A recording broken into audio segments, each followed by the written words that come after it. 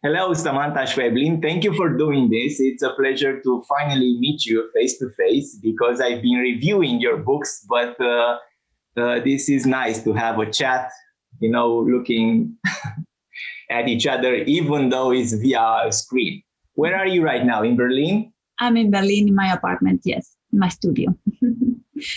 How is it for you to write in Spanish about Argentinian subjects while you are living in Berlin? Well, that's a good question, and it is a little bit problematic. Mostly thinking about language, how, the Spanish thing, because here my world is, I'm surrounded by German language. I'm living in a Spanish-English bubble. But then when I write, everything is Spanish. And it's not only Spanish, it's the Argentinian Spanish. That is a very specific Spanish. And this Argentinian language I have been living here for 8 years up to now. So the language has changed. It is the Argentinian one, but also is full of other words from other Spanish that are not, it's not my Spanish. So my language now is very confusing. I was very frightened about this at the beginning because I thought this is going to be a problem because, of course, whenever my characters open their mouths, they're Argentinian characters and they need to speak like Argentinians. But I am not that Argentinian anymore, so the language has changed. So I thought, well, the only way to solve this problem is to go to a more neutral language, neutral Spanish. And I was very scared about this idea because I think neutrality is the worst thing in literature, it's the place that you don't want to go there. But at the end, something different happened. I think I have never been so aware about every word when I'm writing before, it's like now every word is under judgment when I write. It's like, what is this word? Is my word? Is Argentinian word? Is Spanish word? Is something that I take from the English thing? So it could be a little bit strange sometimes, and sometimes even I don't. When I take the decision of okay, this is a good word or a good way to say something, I don't always choose the Argentinian option. But I just judge the thing, I really think about that and take my decision. So it's uncomfortable, very uncomfortable, but I think it's very interesting too. Is this one of the reasons that you like to write short?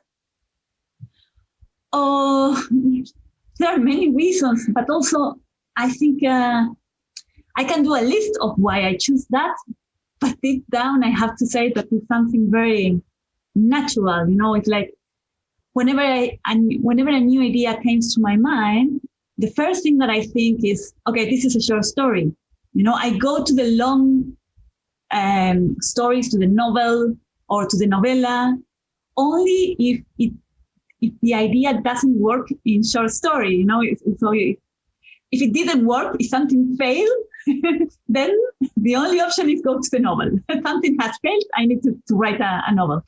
But I love the short stories. I don't know. I remember when I was really, really, really young, like around my 5-6 years old, like a baby. I don't know if I already knew how to write even.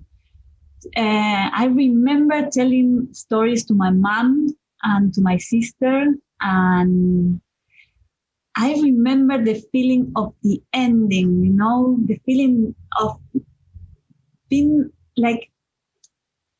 delivering all this information, and I was invented, and having the first feelings about what is happening with the audience, and how you can unnerve them, how can you put them in a very strange situation that oblige them to look at you with full attention. And I love this attention, this idea that they were looking at me and just waiting to understand what is going to happen next. And the shorter I could go there, the better. I think that's why I'm going to always do the short stories, because I want to be there. The sooner the better,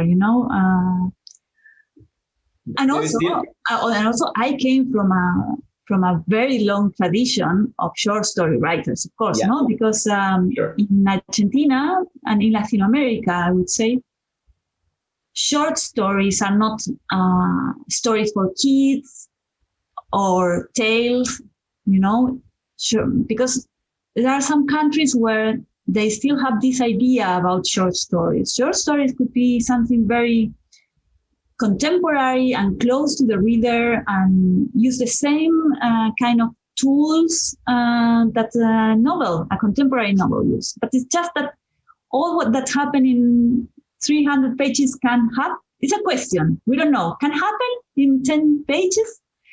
And sometimes it can. And it's very amazing to cross only 10 pages and to end a short story that happens maybe in 10 minutes. And then you are in another world. And then you have thought about something that you have never thought before, or I don't know. I think it's very special how strong and quick and profound you could be in just a short time. But did you ever feel the pressure of coming from such a great tradition of the short stories? Silvina Ocampo, Julio Cortázar, Borges, Casares, and the rest of all, Juan Rulfo. How is it for you to No pressure at all. The only pressure that I have felt is about jumping from the short stories to the novels. I think it happens all the contrary, because as we come from a very long tradition of short story writers, so all the big authors in Latin America are short story writers. Some of them also have write some novels, but most of them are just short story writers. Borges never wrote any novel. So the most... Well, he did together with Adolfo Bioy Casares. You're right. But he needed someone else. He couldn't do it alone. So the most natural thing as an Argentinian writer is that you write short stories. And this has set the feeling in the publishing realm that if you are writing short stories, you are learning the thing. You are still not a serious writer. You need to write your novel to become someone serious, because everybody is writing short stories. So yes, the pressure came from the other side. How would you better describe your short stories, your literature? Is it fantastic? Is it horror? Strange, mysterious, dark, dystopic, paranormal? How is it for you? Well, I can understand why you list those words. I like the idea that my stories can build that kind of feelings, to you to write that list. But also, so for example, yes, I always associated as a writer associate as a horror writer, for example. But you can't find any kind of even one drop of plot in my books. It's just like. So what I think is that these labels is something that happens in the reader's mind. But in the book, yes, it's more about what you feel, for what kind of feelings my stories could push you, but in fact, I think most of my stories are very realistic in the way that they could happen. It's like they could happen, but it's about how you feel with it, no? Yes. Are you a fan of the horror or paranormal genre? Do you like to see movies like that, or? Yes, I like it. Yes, of course. But what I would say is, it's not the horror or the blood or the ghost or the, these specific things that I like it. What I really, really love for writing, but also as a reader or as an audience, what I love is uncertainty. Uncertainty. It's like, I think this is something, it's something that could you feel so uncomfortable in real life. We hate uncertainty. It's something that we don't like in our life. But when the uncertainty happens inside fiction, for me is something very, very special, because we know that we are safe, and what happens is amazing, because uncertainty starts when you can't judge what is happening in a book, because if you are reading about a monster, you can say, okay, this is a monster, so these are the rules. But if you can't understand what is really happening, then you can't react, and then you find yourself in a space that you don't know what are the rules, you don't know what you can do, but you are relaxed. You can think about that. These books are these stories that when you think for the first time in your life, would I be able to survive to something like that? This kind of question of, would I do exactly the same of this character? And you get your answers. The book is not going to give you the answer. You get your own answer about that. You learned a lot about yourself, but you learn from this state of uncertainty. It's so amazing. You are like freezing, you're completely connected with the book, because you are doing to yourself so many questions. And I love this. And I think the horror, terror, the mystery, all these things that put you in this state are very, very powerful literature. How about you? Do you learn about yourself writing these stories of uncertainty? Is this something that comes from deep inside you? Is some sort of a fear that you had, or maybe Absolutely. You have? Yes. It's not that when we say, we can ask what is learning. No, it's not that I learned something so specific that now I solve the problem, of course.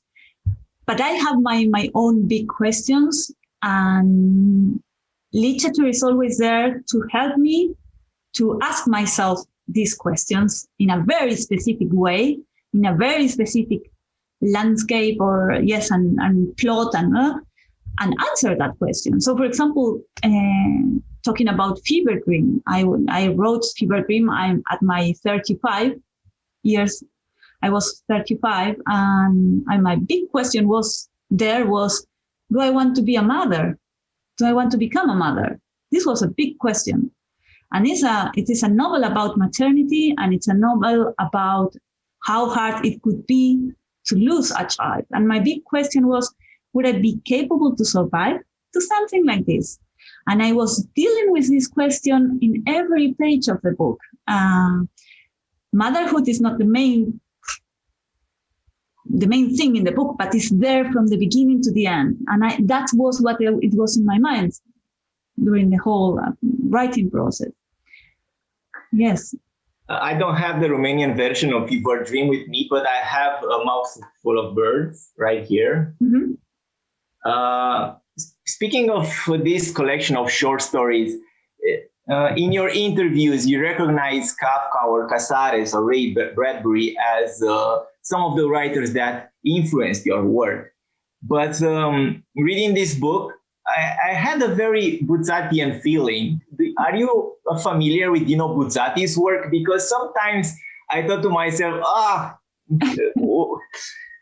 what if Samanta don't know about Buzzati? What if she knows about it? So how is it? So nice that you say that. Yes, I read Buzzati. I read it late. In fact, because this book that you have in your hands, it's a very old book for me. I wrote that book between my 20s and my 25.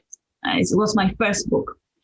And I remember that a very well-known critic in Argentina asked me the same question that you asked.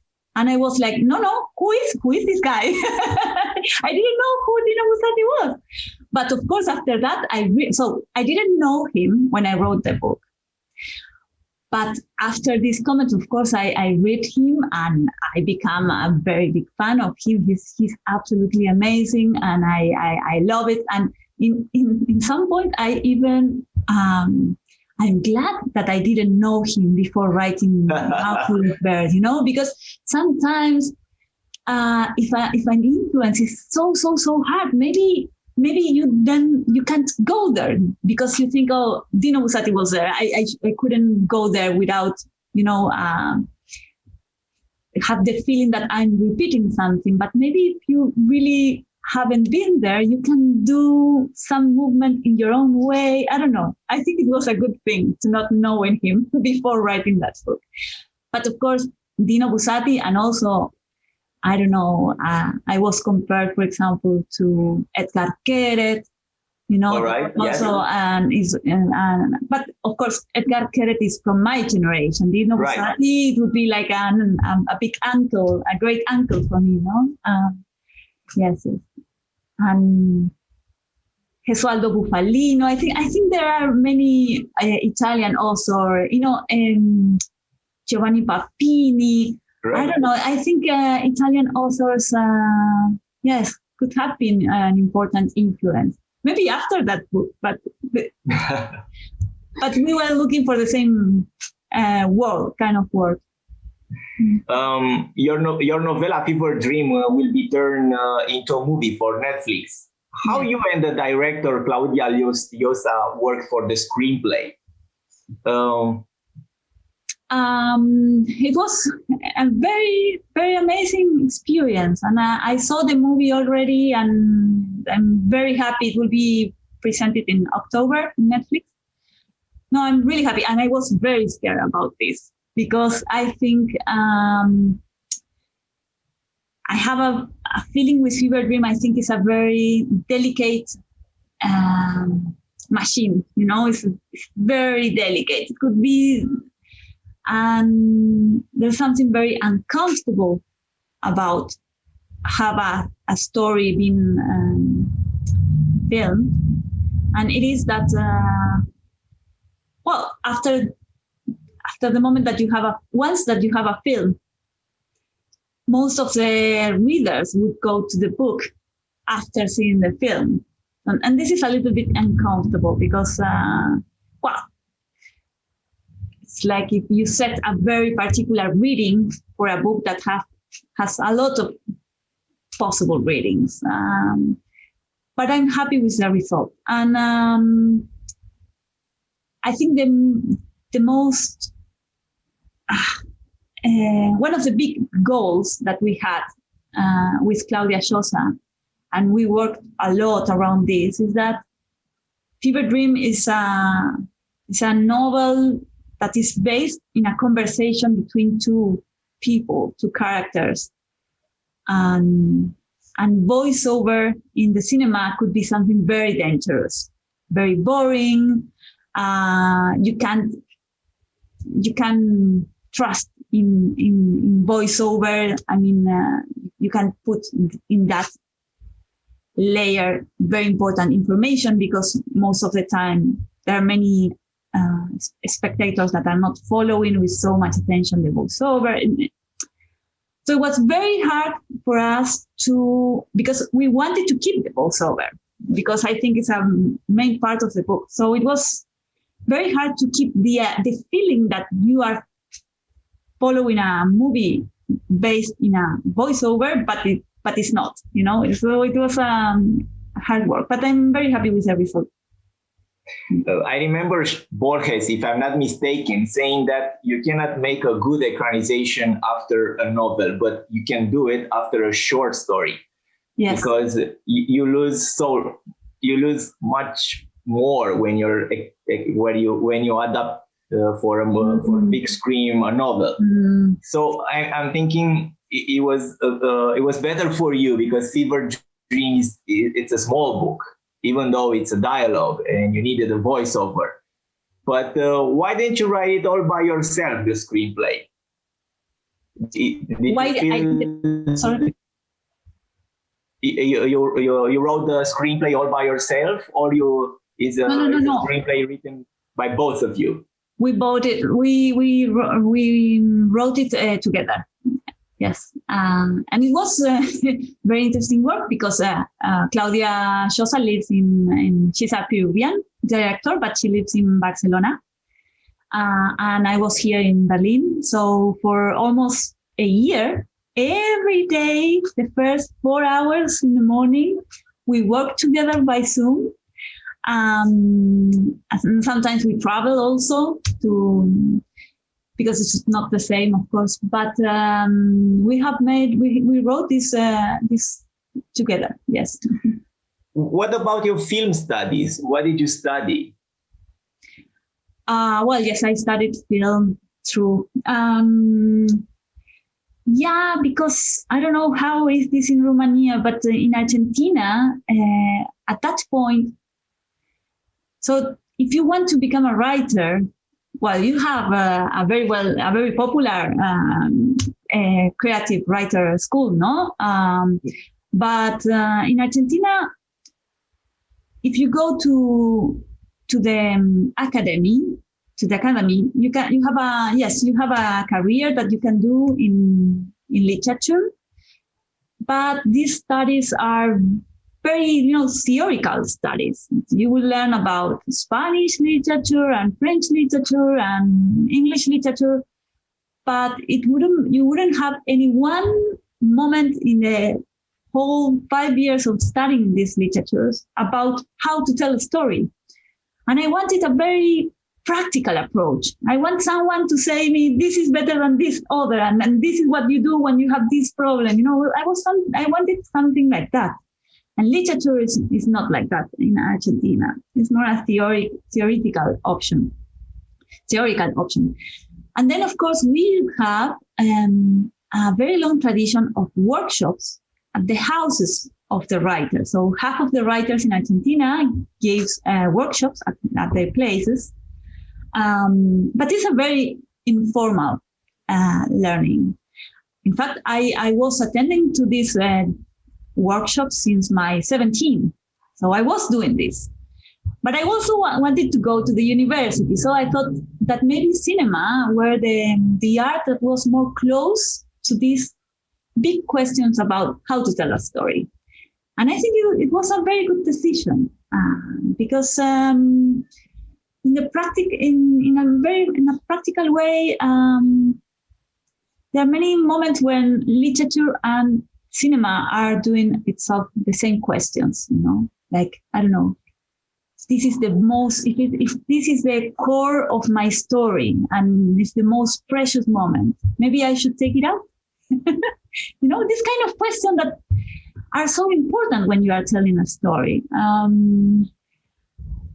Yes, so I think it was a good, but of course, the moment that I finished the studies, I just abandoned the cinema world and go directly to my writing. I was all the time knowing that I would take all this information and put it in writing. No? Okay, let's focus on writing there.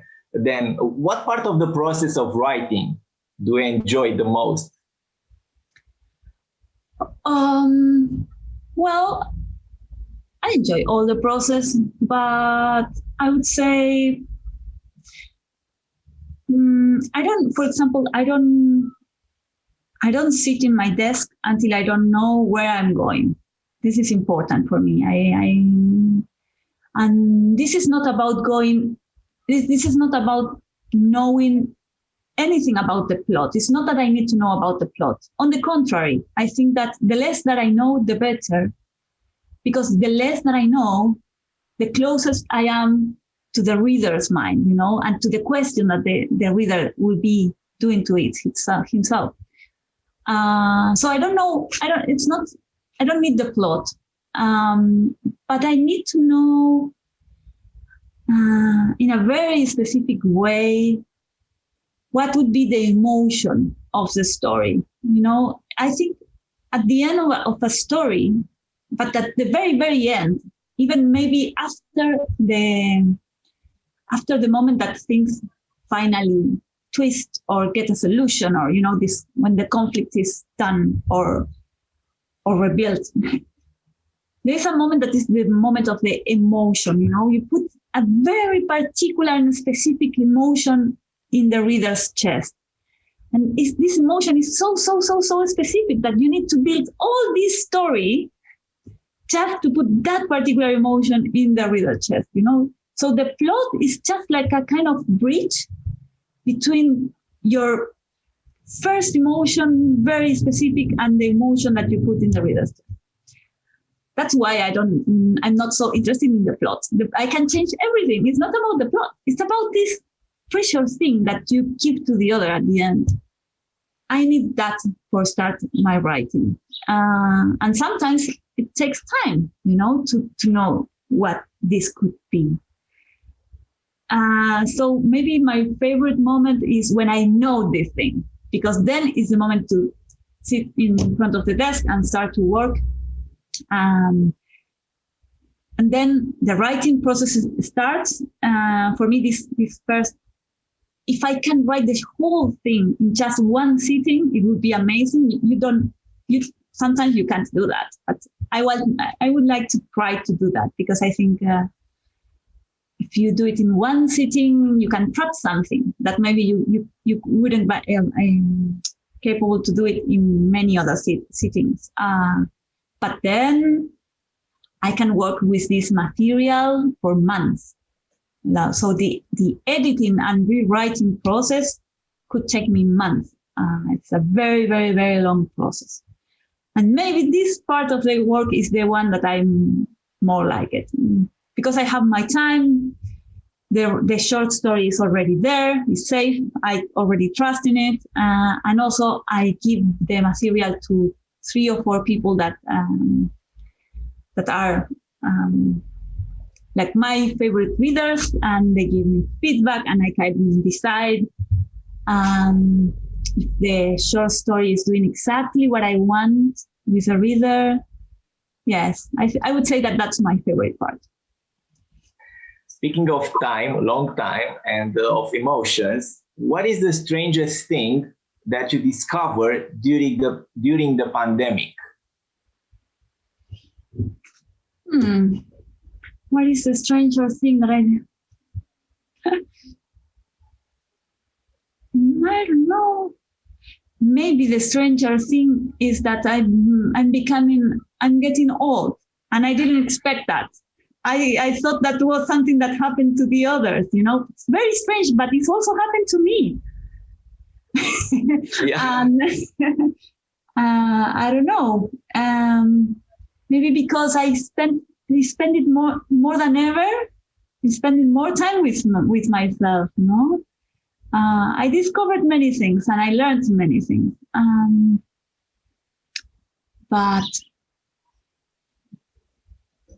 But maybe yes. Sorry. Was it helpful for you, or contrary to not to have a Facebook account all this year? Well, I don't have a Facebook account, but I have Twitter and I have Instagram. But I'm not so big fan of this social media. In fact, I think I put an Instagram. In Instagram, I put a photo like once a year. Well, I wanted to send you a picture with my cat and your book on Instagram, but is restricted to get messages from your readers. Really? Yes, yes. Really? Wow. But you see, I didn't know that. I'm not so, oh no. But I get some messages sometimes. Well, it doesn't matter. Yeah, I don't know. I have the feeling this as a foreigner, as someone who lives far away from their family, having Instagram and Twitter give me the feeling that I can go back to Buenos Aires and have a peek of what is happening there. You know, this is important. So I use it to see, to read. I'm the one who wants to see what is happening on the other side. But I don't like so much this thing about showing. You know, it's like I always feel uncomfortable. I don't know. It's weird. Yes. Dear Samantha, for the last part of our conversation, I have a series of 10 standard questions about books. Uh-huh. So you can answer short, but you can also tell us more about your choices. What is the book of your childhood? Oh, yeah, a very important one, maybe one of the first grown-up books that I read. It was one from Salvador de Madariaga that's called The Hearth of the Jade. This diamond. El corazón de piedra verde. Right. That's the Spanish title. Yes, it was this book. Mm-hmm.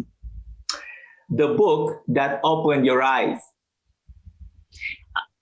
I don't have any doubt with that. That was the Frost of the Daydreamer. So La espuma de los días, de Boris Vian. Right.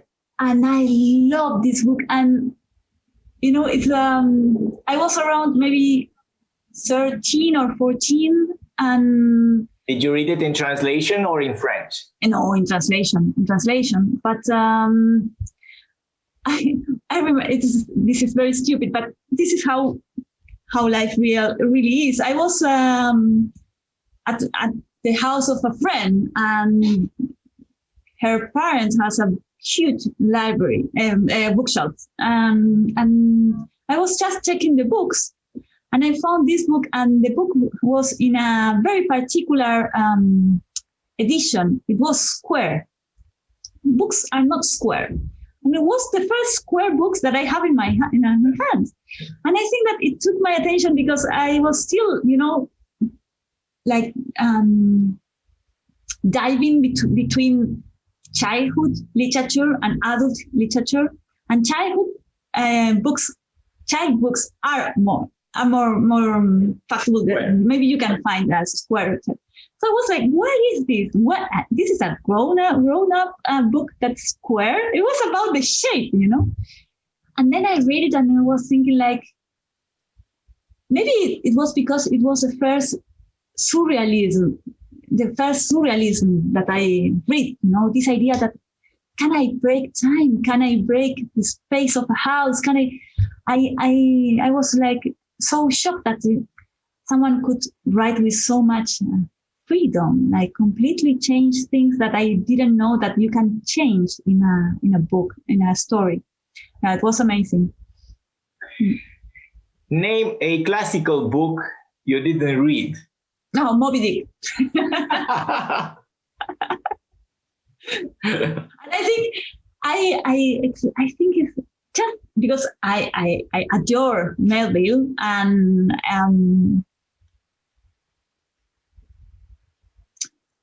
you know, Moby Dick is like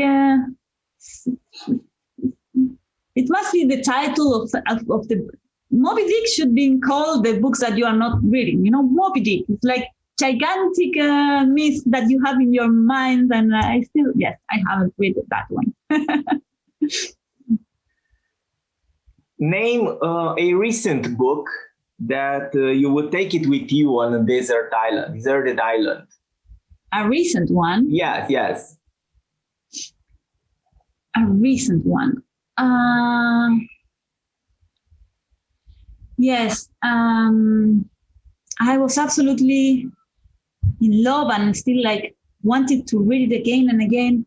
A book from Olga Tokarczuk. Right. That is called Drive Your Plow Over. Yeah, I know. We have it translated. What is the translation? Because in Spanish it would be Sobre los huesos de los muertos. Yeah, it's a strange title, right? Yes.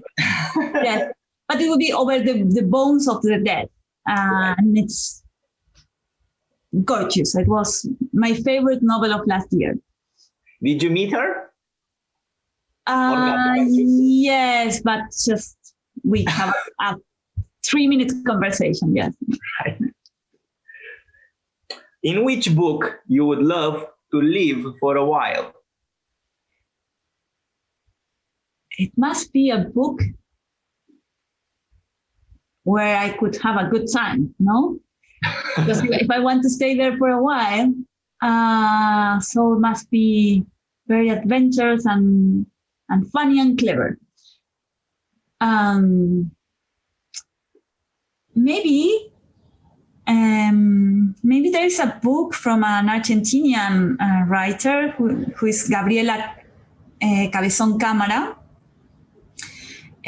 who is called, it is in English, I don't know if it is translated to No, it's not. And the book is called The Adventures of the China Iron. All right. Yes. I assume do you like ironing? What is your literary guilty pleasure? Oh, yes, I have one. It's very, very shame. So I bought it by myself. That's the worst part, in an airport. And it's called TED Talks. Right. So, and I bought it because I opened it and I couldn't stop reading it. And so it was, for many years, I stored it in my bookshelf with the spine to the back, so when my friends came, don't see the name, don't see TED in there. But, if the thing about this book that I love is that if you read the book with the spirit of being reading a book about how to tell a story, you can learn a lot of things. So sometimes I like to come back to this book. It's interesting, but it's yes, it's strange. Don't say it again. Okay. Name a writer in the history you would invite for a drink at your favorite restaurant in Berlin, let's say.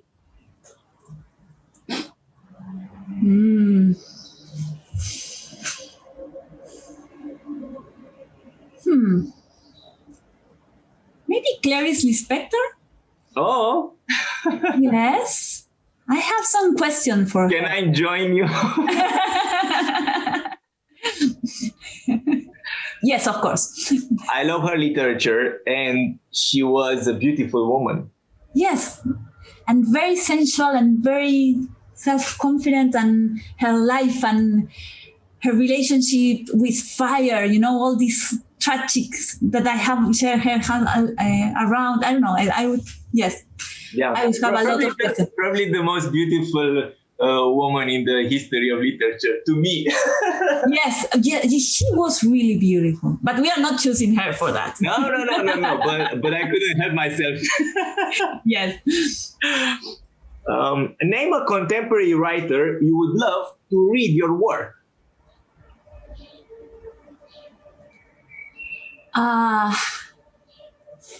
Yeah, it would be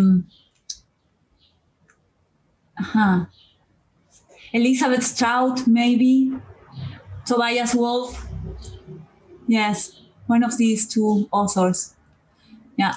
Well, Elizabeth Strout is translated at the same publishing house that. Oh, really? Oh, so maybe I have a chance to. You are colleagues. Yes, I just admire her so much. I think it's the only author in my bookshelf that I read all of them books, all the books, and more than once. And I think she's amazing. Okay, but what about Tobias Wolf? Because I'm quite surprised that you choose him. Well, I think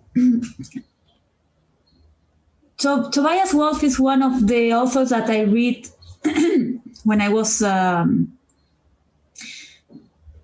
around between my 20 and my 25s, this phase of my life when I was taking the books and asking the question to the books, like, how are you doing this? What is the trick? You know, these books that you read, like, yes, I think I learned to write with his stories. You know, short stories, right?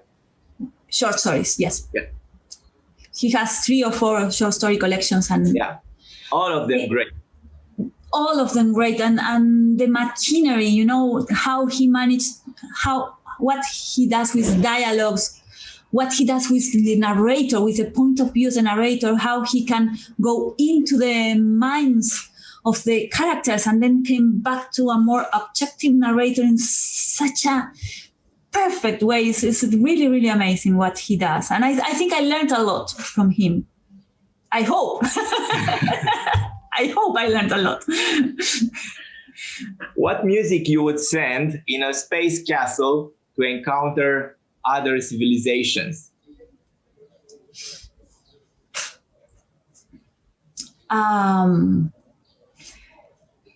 Maybe she's Argentinian, but she plays a William pipe, you know, and the music that she does is amazing, but nobody can Google that. So maybe I love the Kitcharet call concert, and it has moved me even before that I knew how music could work, you know. So I really think that maybe, yes, I would choose that one, the call concert from Kitcharet.